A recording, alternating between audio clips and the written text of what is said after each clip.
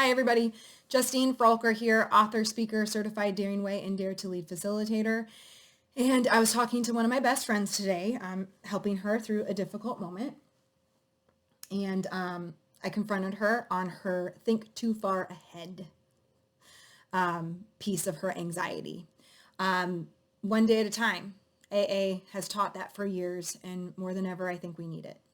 The world needs it as a collective. I want you to identify how your anxiety, fear, and overwhelm show up for you.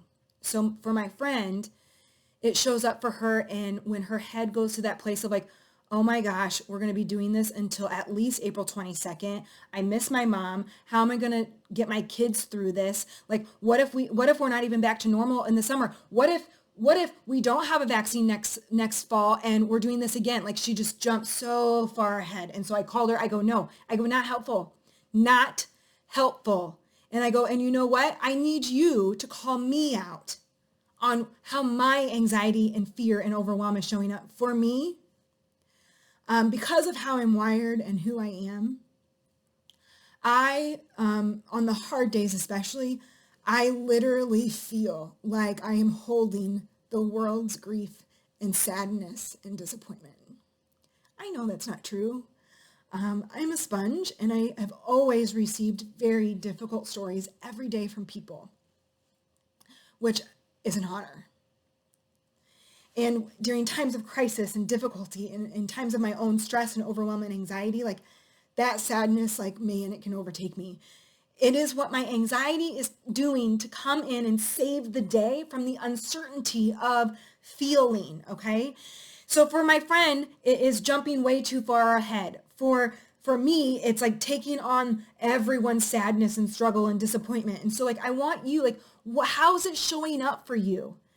Is it like attaching to some weird thing, a weird obsession, okay? But like, what is happening? How is your anxiety showing up in a tangible way? Most likely in a thought process for a lot of people.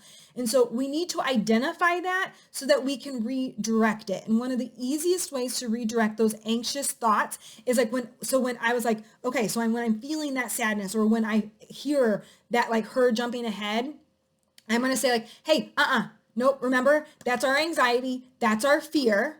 We're going to name it. We're going to recognize it. That is a worry. That is a to-do. That is a fear. That is my overwhelm. That is my trauma. Whatever it might be, I'm going to name it. And just like all the feelings that we've been talking about in all of these videos, name it accurately, label it, worry, to-do, trauma, whatever it might be, label it, cope with it in an effective way, redirect the thought, even into something as like, in this moment, I am okay. In this moment, I have everything I need. In this moment, it is okay.